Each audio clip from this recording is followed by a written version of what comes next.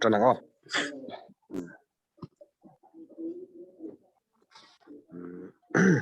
Pathian thu ngelen thom Trần Main Pathian thu ngai tham sam som ko pangana changru all local ula chi baibu kin ikun ang khai lalpa min siam tu ma a thin thi aku ani chu kan pathian ani a keini hi aran ka namuna mi le akuta beram hote kan ni si a voin hian a o chu lo hre ula o riba antiang khan in thin lung ti khawsu khelera masani ang khan chumilai te chot in thla tu te chuan mi khlema mi fia pathil ti chu an hmu a ti thang khani se tua chuan kan inkhâwm na Ṭantu no la Lalngaizuali lo sawma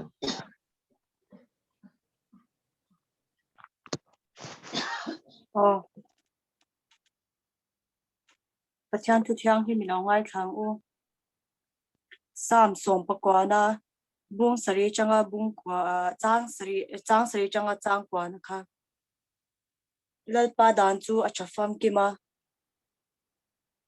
nunna asiam chachin lalpa thu sha tir chu arin oma mi mol ati fing chin lalpa thu nunna thu chu adika thinlung ati lom chin lalpa thu pek chu athiang hima mi te ati war chin mi te ati war chin lalpa china chu afaya chhungkua atan a chin lalpa ro rel na chu ataka a fel vel vekani pathian in kan bal chang chai te ban som sakse lai lo trong chai mu ol pang kan pathian in hruaitu lalpa zan inate bkgp te lalpa inkhâwm na hun tha te mi pe pa lom thu kan shil che a kan ton hun ton te hi lalpa arap thakin lalpa ashom le a henga te lalpa nangin kan member pui te shikai mek te nangin om puin kai shwaila le a member pui te kan ke ni member te pol pa na invengin minom puila thuoi theina te lalpa mi pe la ina tomma lalpa kan ti tur te cheu te kan ti thena na in puyang che lalpa kan inkhâwm te hi lalpa ti mei lova lalpa hlok na kan hmu theu thena ni puthian ma kan hlan bok che ni kan thupui hawngtu tur te pol pai puthian ma kan hlan boka kan thupui zir atang te pa hlok na kan hmu a thiam na te in zir chhaw na te kan nei thena ni puthian ma kan hlan boka ni kan inkhâwm te atira changa min chan sak to nga atop thlenga min ompui min te pui la turin song chu ba thoi so Kristian min kan dila che amen police show the near con to see them that hun mai an van de le kon wileng vela wangin bikin a kan khom le thei to lawa chu bang chuan azumat kan khom te lo ngai le ta kan ti chole ri mel riawa zoom in khom hi mi wang chuan member te po zoom in khom na lama te po khom tum zela them ngai te po chu thar le la a thawme zena hian thupui kan zir dona kompon thupui kan kompon thupui hi Kristian chhungkua ti ni a chumia chuan a then khatna kan zir dona kan zir tur hi Kristian chhungkua chu ti ani chumi chu kan zir dona thupui hawngtu tur hi nula Lalrinhlui ni a tuna a thupui hawngtu in lo soimela uluk deng an ngai thlang an kin a sei ho na huna te khan kan soi ho le soi ho thei ngai tura te po khan lo in bo sei la thawme tuna thupui hawngtu lo somang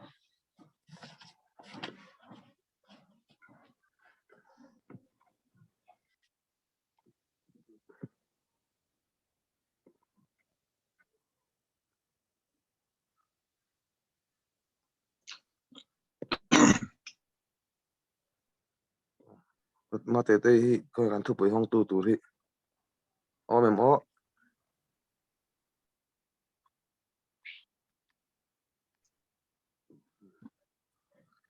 a video le audio in mute dei me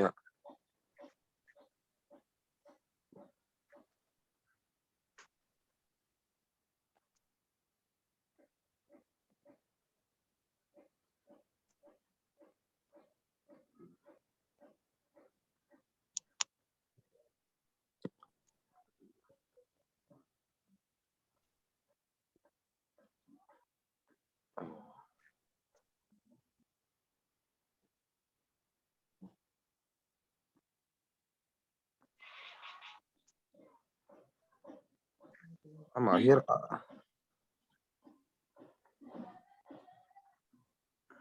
ama poi anh em gì mà ông lâu em này Thpui hawngtu bara left dek mai hak ri lok hak chin lo ang o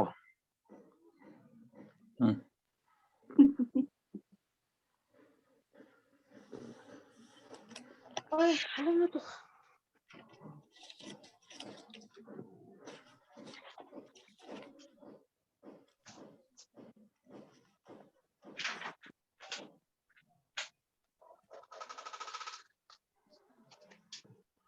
ama kan ma chungin secretary puan tu rom te mo anh em mo puang turin han som lo le la rem chang lai secretary som lo ka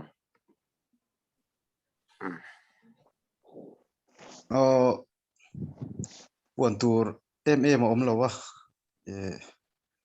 in ring chia lo wa rin po mara zu tiani ta ga chon he kan hun ton kan thria member te ke mani tharau lama po kan in ti chak thau the turin fian rial hun te po ngai poimo tang ta ila pathian hena tam theyang per pathian pol nan mangila he lockdown hi pathian pol nan ke mani hatul yelama pathian pol nan fian rial hun man nan tam theyang per mang turin kanin cha kanin gen boka tin kan member pui tuna ken khatte covid-19 awangin an enkol me kan la ni an ni po an lo that chu nge kan be se ya dam taka an lo chu wat te po kan be se ya an tan po trong trai kha tha tham lo tai la trong trai pui reng tai la tin hey kan local level task force pual te po hian trong trai la hun te po mang tai lan nin ha ya an rim em an ni po trong trai na te kan setel reng tai la thange ti kha sei do ni atran pa ta ka branch satanga han puan tur thil poimo ang chu kalo im buat sei che lo om lu tuk lo boka chung chu aniri mai e ano nu te mo te soi te hi la ma te hi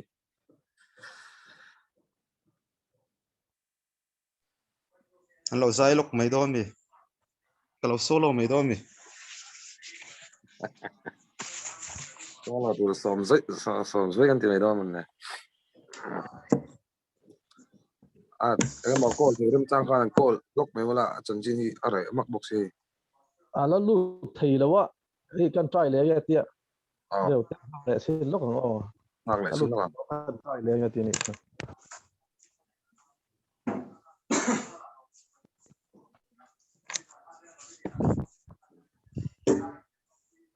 anh secretary ka lo zai zoi mai do mi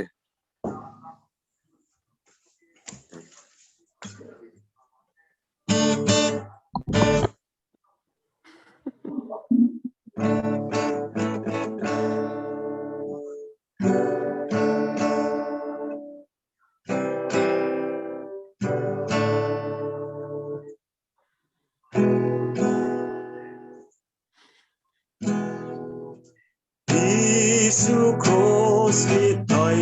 hero, we will do omaka, damnati within suana, alvari alwaka. Kosa chuan, karong kui omrose,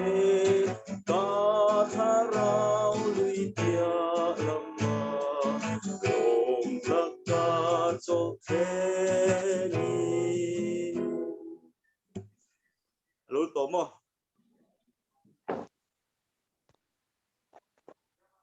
kana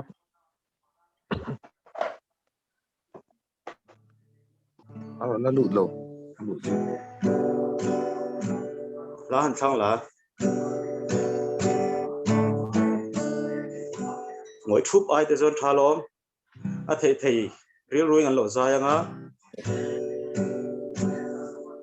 Khovel hi bo ma se isu ka nei ti khale engking e kha hikin samero Khovel hi bo ma se isu ka nei engking dang ai po ila ma ka du Sual tin ma hian tha muan tu an ong lo Sual cha phi na nei sual ka ta sa lo khen ma se la sual ka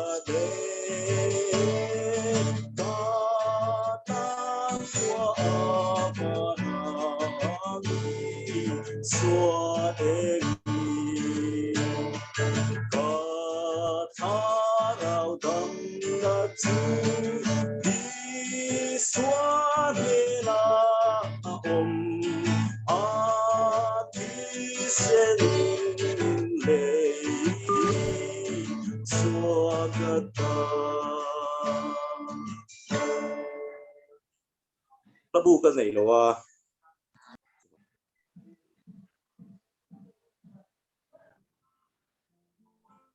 lalpa kan lungpui kan himna thipui ro pui kan him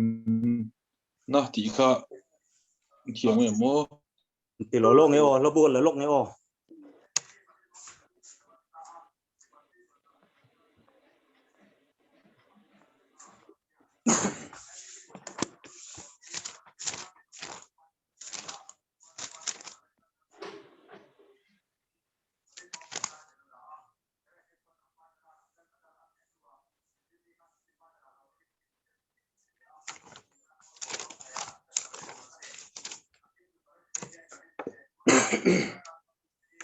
ma te te tam to aman du to ina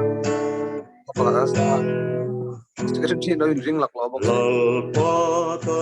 lung pui kan him na Thpui Hruaitu kan Ṭantu Comt về nga kan him na Thpui Hruaitu kan Ṭantu Sak lo te tani xóa lung pui he tani Sak lo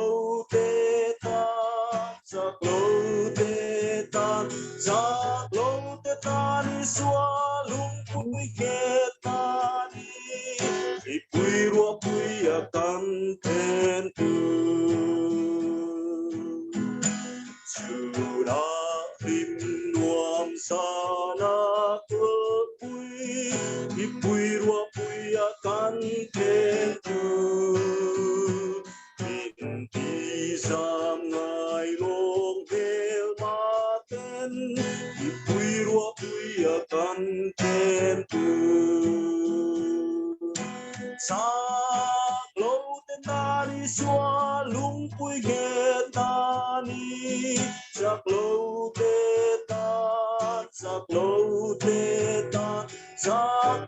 te tani xóa lung pui he tani Thpui Hruaitu kan Ṭantu Thpui lo sangin kan vela Thpui Hruaitu kan Ṭantu Ṭantu chon ngai long kan him na Thpui Hruaitu kan Ṭantu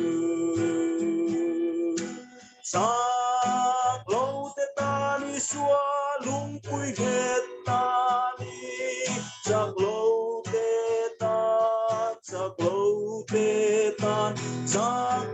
te tani xóa lung pui he tani Thpui Hruaitu kan Ṭantu o Lalngaizuali o himna tu ber Thpui Hruaitu kan Ṭantu in tui tu lo nai re ngang che Thpui Hruaitu kan Ṭantu sak lo te tani swa lungpui ge tani sak lo te tan sak lo te tan sak lo te tani swa lungpui ge tani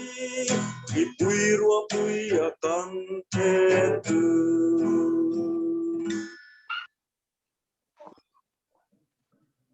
ma te te kha am toing asia tuna Thpui hawngtu rin lo som ngala cái chung sẽ thêm ô se the azanina kan Thpui zir hawngtu hi Thpui pakhat na Kristian chhungkua chu ti ani a chhiar tur hi Genesis bung kha chang som ni pare changa som thung pakhat le Malakia bung ni chang som panga ani a masa in Bible chang lo char sang o Genesis bung kha chang som ni pare changa som thung pakhat pathian an mani mal asoma pathian vekin an hena chitam tak thla lo pungin leilung hi luak khat ula in thu in omtir ro tuifin ria ta sangha chunga te chungleng sawa chunga te thil nung leya bukwa kal zong zong te thu nei bok ro ati a tin pathian vekin ngai te u le chung zong zong a thlai chinei tin reng le thing tin reng thing chinei ra omna te chu ko pe chu ani in cho atan ani ang tin leya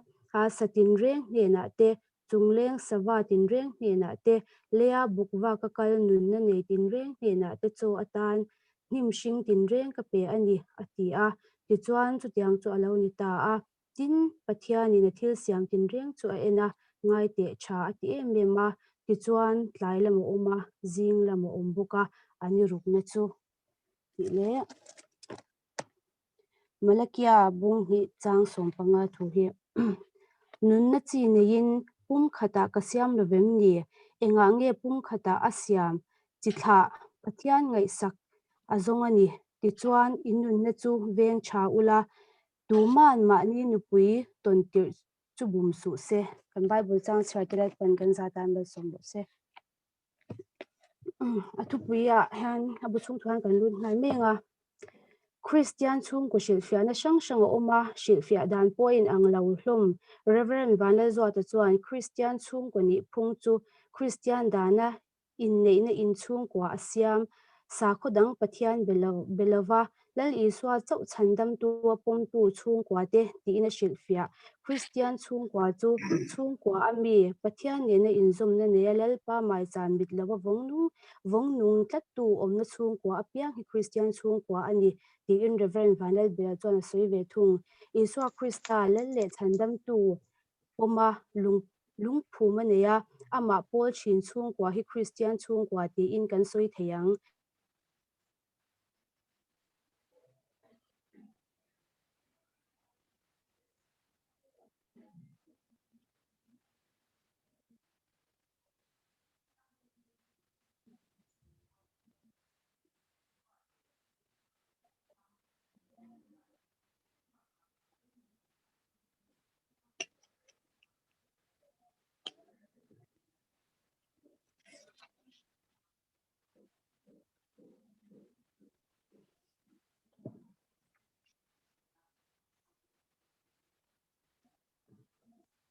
na thi chiang lo le man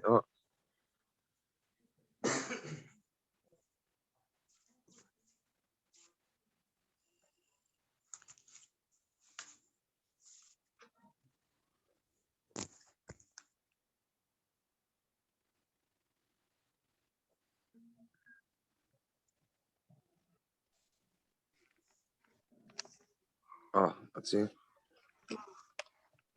thei tero à chung kwa bakina to pani mishing le chung ko chawbul Bible min shil chiang hle a mishinga siam ma sakte chu eden huana ada a nupa a asiama chhungkua adin saka chhungku kalmang fel tak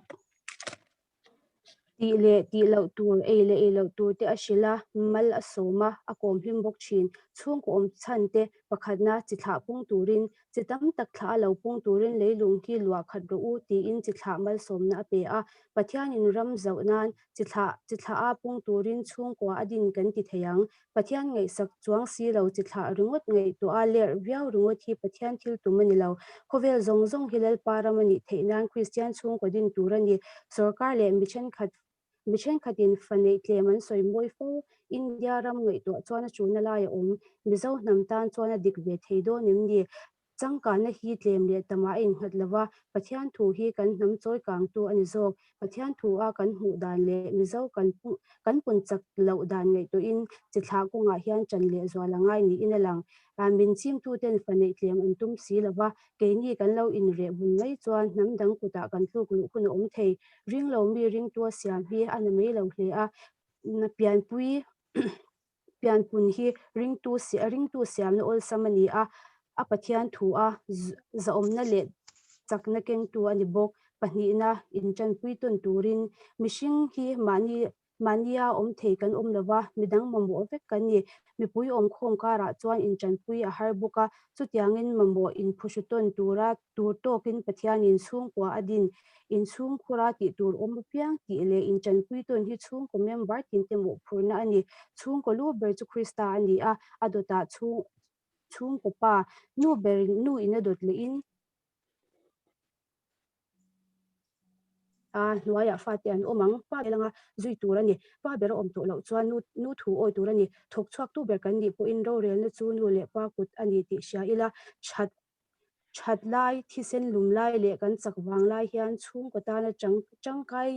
changkai hi kan ti tur poi mo takani achula piang thok thei Kristian chalai ni hi rong bol na hlutak atling midang te ta namal somani dan hi chhung ko achanga kan zir thiam masak ani si a chhungkua in min mamon a pianga a hunte ara chin anti angin mamo ti hlotling tu ni tumila tarle no pangdua ta an mo ti hlotling sakacha chhungkua chu kan phaina lai piang in dong kang tona in chan pui tona in ngei sak tur kan ni pathumna pathian ramdin pathian in nupa siam chan enga nge pum khata asiam chithla pathian ngei saka zong ani ti in malakia bung hi chang som panga kan hu pathian thil tum chu siam that na thoa aram din ani chumi kan ti thei nan chuan thiamna chenna le chhungkua min pe ani mi zong zong chan dama oma le thu takshia adu awangin chanchin thashil turin chanchin thashil shil hi thupui bera nei achul amasa lo tu zok da masak a ol fo chu wangin pathian du zong enge ni ti sia ta chu chin Yeson azirtir chalai rual hena thu apek le athi do na athu cha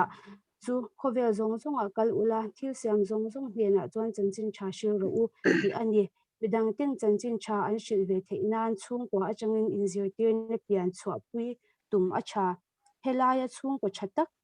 din hi Kristian chhungkua chuan atum ber alani lo fo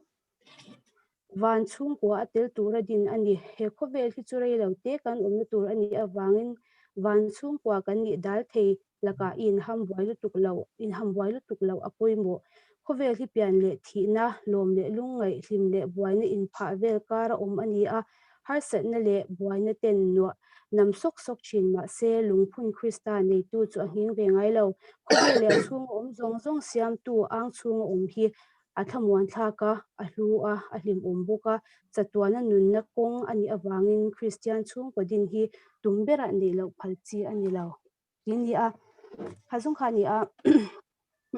kan Thpui hanin a fom kim emema soidan sang le ngei dan sang te po om thenga soi hawngtu chen khat le a galro om tlem zong kan sei venga Kristian chung kwani tura son kan ngai na ni ka sha chu ama sibera chuanin I chhungkua hawngtu berti hi an pui mo leng ka sha a san chu in chung khai ding tu enkol tu enkima in chung enkol tu an ni a in chung hawngtu berin pathian thu nen a chhungkua a fa te a kai hruai chuanin a tira tanga a kai hruai that chuan Kristian chhungkua that tak kha adi nge yang ti kha a ka ringa tin a chhungkua hawngtu ber te an poimawh rualin mipui thing kan ni to chuanin mani phak tok chhawa pathian bela kan pathian kan bela kan ko pathian kan ko tam kha chuanin kan ko tam chuan kan chhungkua chhawa masona engamotal Kristian chhungkua masona engamotal a thleng engeng ti kha ka ring tat buka ti chuanin ta han Kristian chhungkua atanga piang ni lom umzia kha chuan Kristian chhungkua nia chhungkua atanga piang ni hi alom hing ka sha a chan chu chatuan nun kan nei theina ani awang hianin Kristian chhungkua pian hi alom uma tin he ko vela kan chung chuan har sat na te mang an na te chi sang ka changin kan loma changin har sat na te kan to ka chhungkua te po mingala te po anyang khatiang har sat na le mang an na lo thlen chang po bel tur dik tak bel tur kan nei te le athamuana kan chang thei thin te hi alom em ka sha abu mi hi tem hi kan chare lo kan hatai mi hi khovel hi pian le thi na lom le lungai hlim le buaina in pha vel na kara omani har sat ne le buaina ten nam sok shin ma se lungphun Kristian ni tu chu anging be ngai lowa khovel le achung om zong siam tu ang chung hi athamuan thaka a hlu a hlim boka chatuan nun na kong ani awangin Kristian chung ko din hi tumber nei lo phalchi ani lo arodi ni Kristian te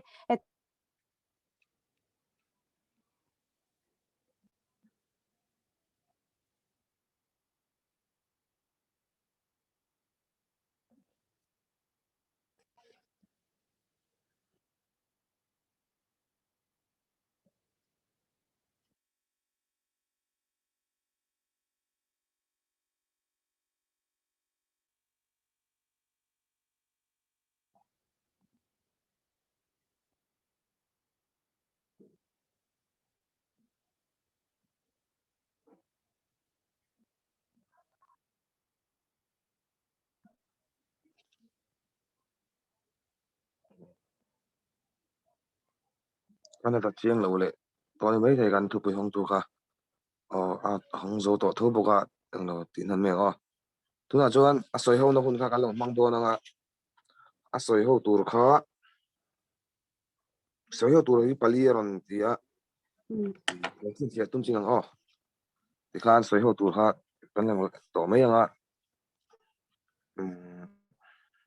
pakhat na chuan Kristian chung ko thani tura ma son kan ngai na lai soi ni se tine lo thin chiang pahnih na chuan fanei za chung changa sarkar ngai dan le ko than in zirtir na hi engtianga kalpui chi nge ni ang ti ania pathum na chu Kristian ni lo chung ko tha tak an om tho si enge Kristian chung ko tha din chu atul na ni ang ti le ato palina chuan Kristian chung ko atanga piang ni lomom zia soi ho ni se ti ni adu piang tan soi no hun kan lo honga soi tho potumila thaw me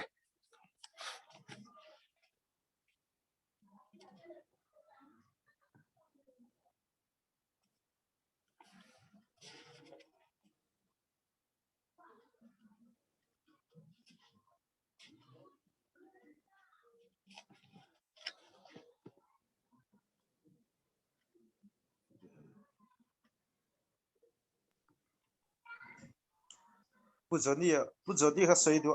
i mai kha ai mute ni kha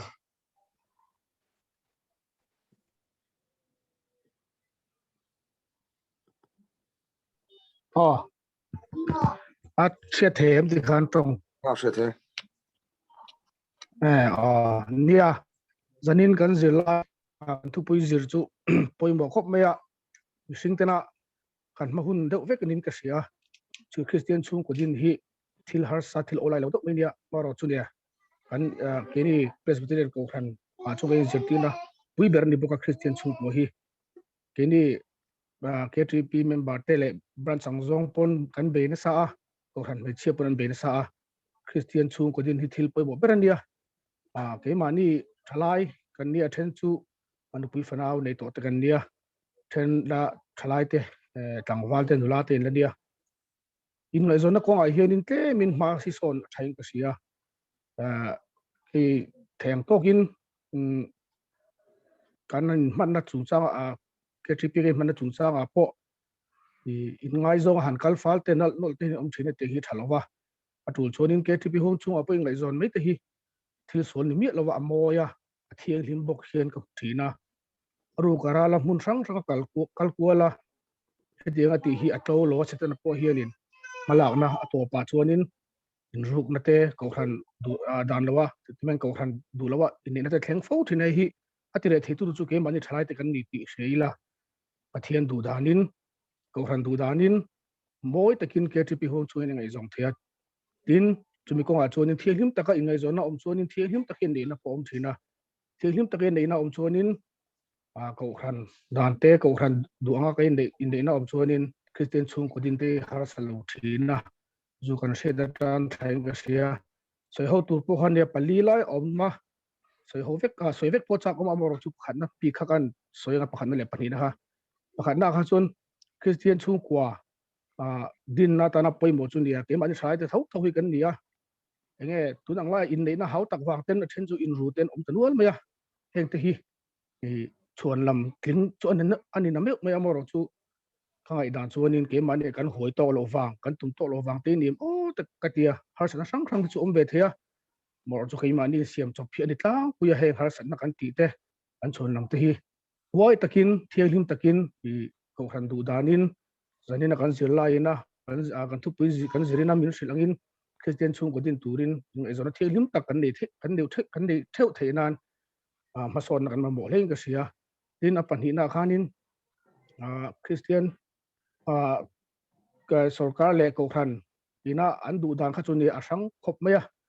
hei hi chu ma ke ma ni thutluk ni se tu nang lai khowela chonin eile ba zona ko ate chung ko chom na ko ate tho chuate ain anglova chu wang chonin ke ma ni na tha kan tiang khan i fa nei chung chang a chonin in rem siam ta mela fanga al tu en ko zolova sual sual hin tau ai chonin kan en ko zo tok sin te kha thaim o tin ri lu kania ko khan pon nia fa nau nei lom puina te an pe a mor chu abei thama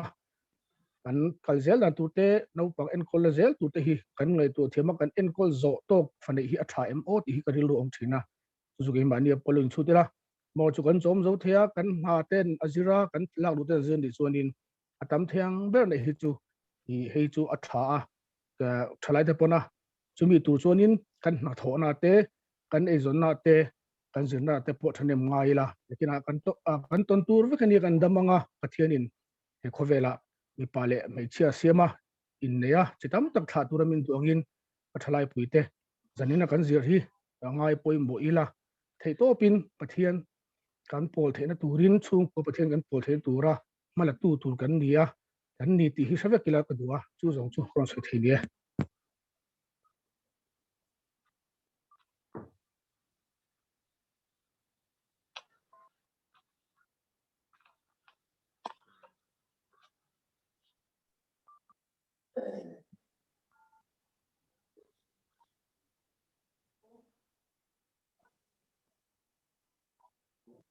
Các trung sẽ thế mò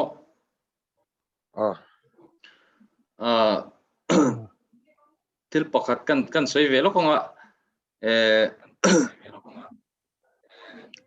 Kristian chung kwa din hi Kristian tena kan ngai poi mo ania kan nu le pa ten ngai poi mo em chulaya chuanin mitam tak hianin kan ngeni Kristian chung kwa din hanti hi kan hlau thong thin nin ka ria at soi ho tu raka kan rilro chung kalau chin chia tho ma se vai kana point fak anga khanin kalau chin chia lei thei lo de leka chu wang chonin akhai kho mang le zoin kan soi men Kristian chung ko zaina kan thil zir chung chang bi ka hian kan soi du chu thalai te hianin nupui pasal tunlaya hianin nei hi kan hlau emoni ti mai tur hianin kan om thin hi apoi hein ka ria Kristian chung ko te soi mai ila kan nu le paten soi ma sela chung ko din ber la ya kha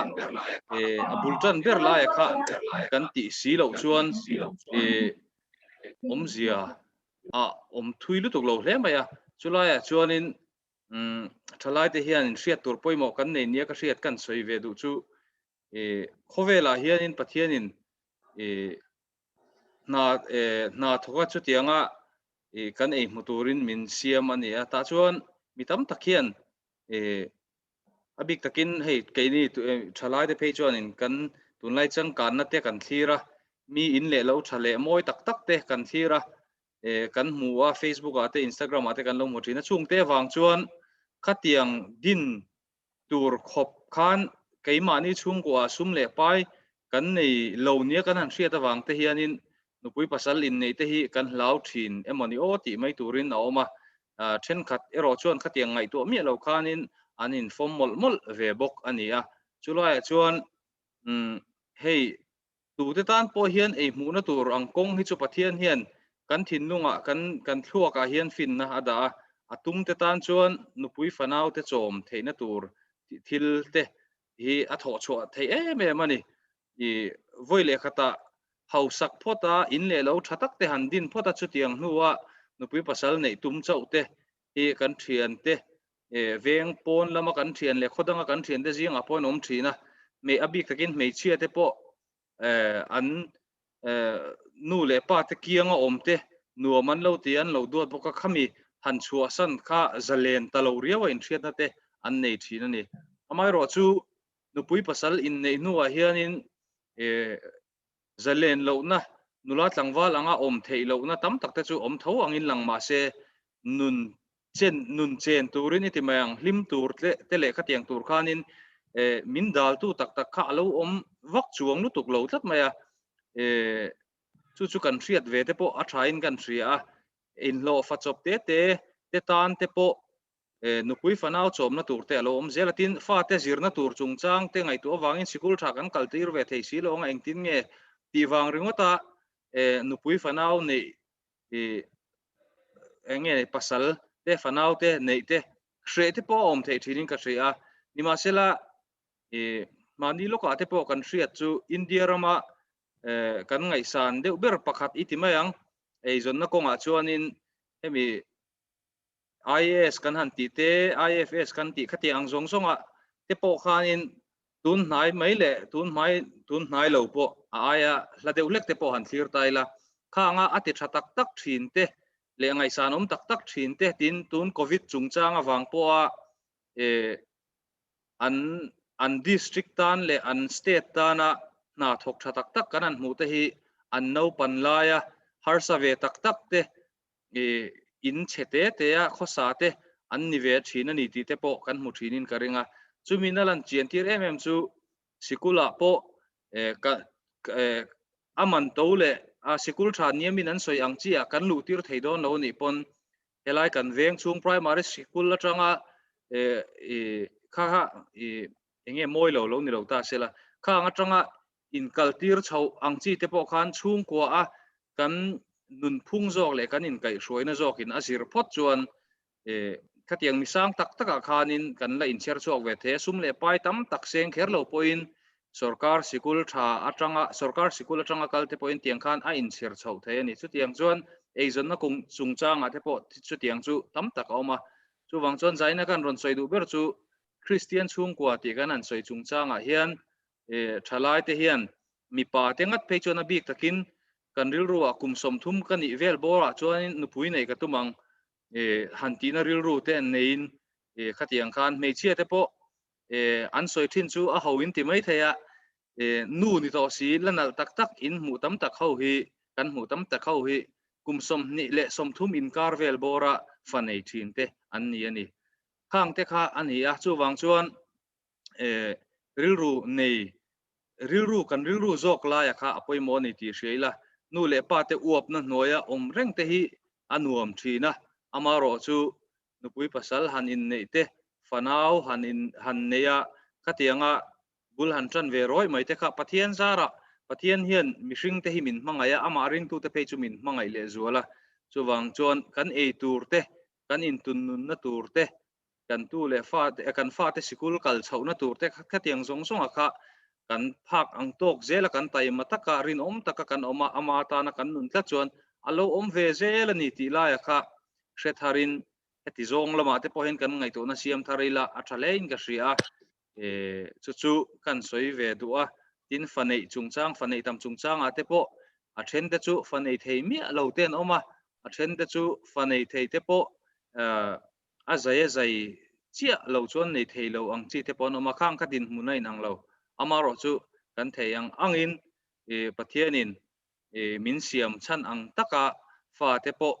nei chhozel tura pakhat le ka du to ka mokhate ang chi mai ni lo khan sa phau nun dan kan mu thin tam tak te hi a thalo chu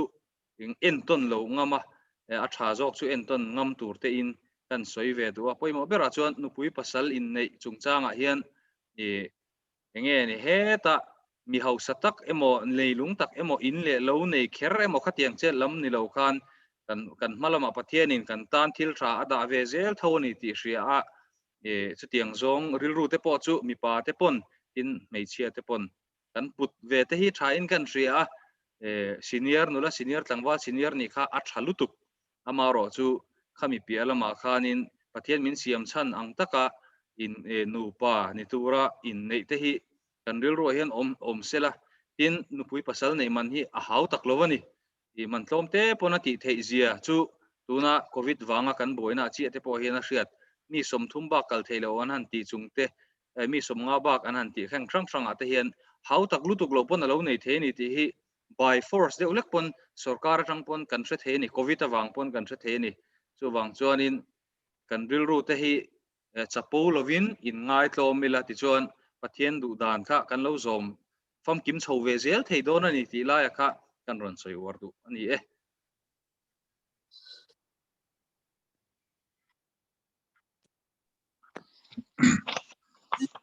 kan thế in thế có trong cái sấy lồng cái tiết na abu kan lạc về lẽ abu kan này lồng mà cái cái lâu này anh cùng pon thu bùi sim mà hi siết giàu nan sim Kristian chhungkua hi kum sa ka zago somkua panga ko ruk le ko sari le ko ria ta khan kum pon thupui ane ni to hei poimo niang kan nei thar le a kumina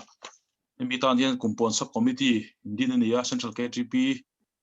chunga chuan ani hian in thupui jek tu ron anon thlang ta a pi sha sel longmol veng thlang tlapo thiam chi sang po le thu te po po kami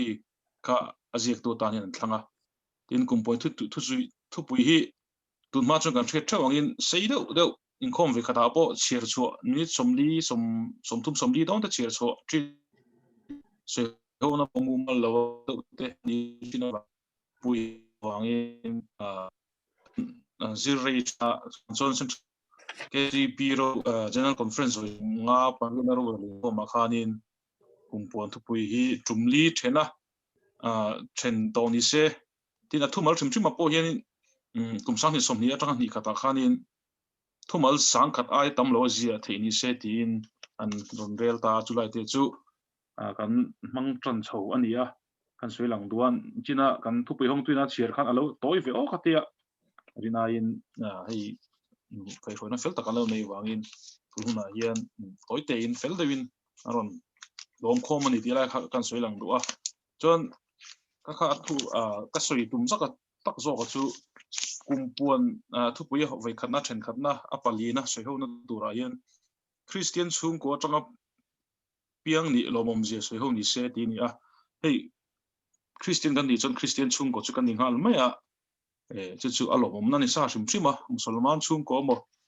hindu chhungkua mo piang taila alomom dang kha dang viu don ka ria chu wang chuan kan du thlanna wang poni lowa kan nu le pa tena an sa kho lo von to kan pi le pu tena sa kho lo von to chumia Kristian sa kho lo von kha kan la wani zelin ka ria Kristian do chu Kristian chhungkua kan ni ti lai hi a ching leng ka ria chu ta chuan Kristian chhungkua nge poi mo na lai chuanin kan alomom je lai chuanin ama sabera chuan tharau khovel lam china po kan soi lang to a chiar lang to kan van lama Kristian chhungkua po khalai kha kamidina kha poi mo jok ma chu wang chuan khalai lom je lai chuanin Kristian chhungkua hi tuna tan mai ni lo khovel pi lam thil ani ti lai hi apoi alomom na aka mu len berning ka ria khovel top lam khovel pe lam thil ani a tin hei nang ni point ni thonga kan chuak wa ka mun dang ata kan ombowa chunga chu ke ma experience ve chuanin a phai ta kan ombo ve a hun ri vak lo chuta i min veng tu le nun min vong tu pakhat chu Kristian chhungkua sei kan ni ti lai hi ni a nu le pa te rong bol tu te mien lo ni a chunga chon mi aveng maya nu le pa te na pathian tri ta pathian ko ran le pathian bel tat chuanin lo ti chuan la mo le local product ken lo te po ti mala ki hiam lo sa ta ko mani chulai i Kristian silen apoi mo na chan ria kan family te po ni cha mizo Kristian chung te chu chung te po chon har sana tam takan omani chu bang chon ke ni helaya Kristian chhungkua kan lo pian kan lo silin na te po hi alo mo me kan nun hi avonga kan nun vong tu tan te po tha me ni tin Kristian chhungkua chuan nu le pa ten suin Comt te min man puya pathian thu te min zirtira in lama te po thiang min en kola chulai chu kan wa chu mun dang kan kal chu chi hianin chu kan mang tang kai thinin ka ria nu le pa ten pathian thu te suin Comt te le enge mani chhungkua chu min zirti lo ta sela khoya po mila thil ti se kan nei do lo thian te angokin mi thil ti se kan nei do lo amaro chu khamilai hlui em chu nu le pa te min zirtir na an phak tok te pathian trin a khanin ke ma ni hen pathian kan nei pathian laga po pathian lak nei na thinlung kan nei ba pathian laga po hin atam pak chung kan thafung vening ka ria kan ti tur sual te po kan ti lo pha vening ka ria kan ti lo tur ang te po kan ti turang te kan ti lo turang te po kan ti lo pha vening kan ria chulai chon Kristian chhungkua seilen hi alo mo me ya chu ta chon nu le pa te zirtir te kan phang to ka pathian tri vena te pile pu ten an tri vena te po heng te kan mang tang kai zian ka ria zo Kristian chhungkua hian lotling tak tak an tam to ni chung zinga te po chon han chui la mi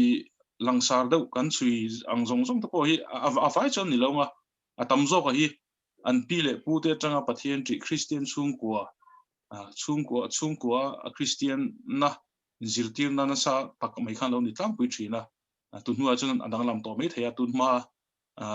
tunhma chon ani ya chuwang chonin Kristian chhungkua seilen hi alu em ani tila kan soilang duatin atomna bera tan chu kan thupui ina aron soilan chhungkua chuan thalai te hi ana thok chok tu pok kan ni mai theya ama ero chu ro rel zong a hinu le pa te ti turani tila hi kan thre benga thai ka ria thalai te fel tak kan om to tho chu nei te po kan ni to loma amaro chu ro rel na hian kan du le pa te an poimo hle ni ke ma ni in kan tho chu awang mo e kan in sum kan va tho chu awang mo khanin nu le pa te hi kan da ange sira kan bol ni lo kan ron tur ni tilai ka ke ta ria kan zai jektu a thok chok tu ni wang nu le pa te inga ma ngai lo tam tak kan om to nu le pa te shom taka da te po kan om to chulai chu ke ni Kristian thalai bol te chuan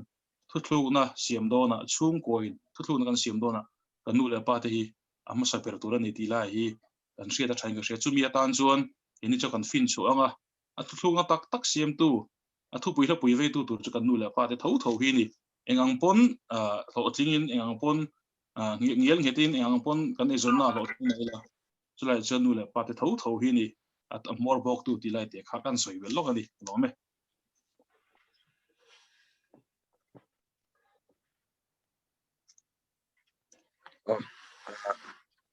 patun in lai kan soi the alo mom hle mai tuna chuan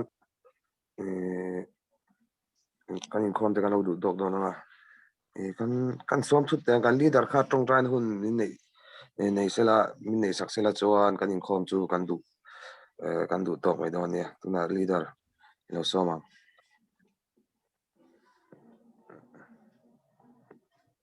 lấy trong trai hậu lấy Lalfakawma pathian in Hruaitu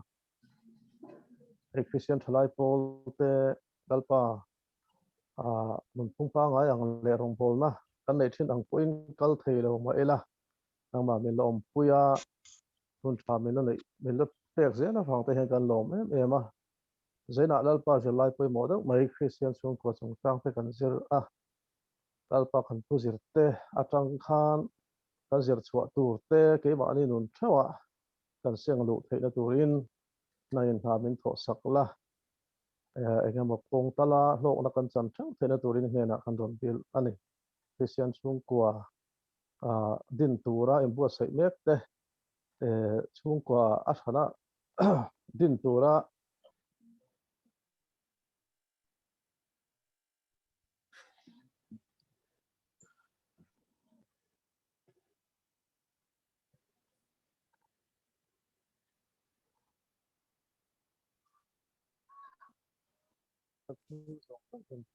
awanga chhungkua din tu ni lawa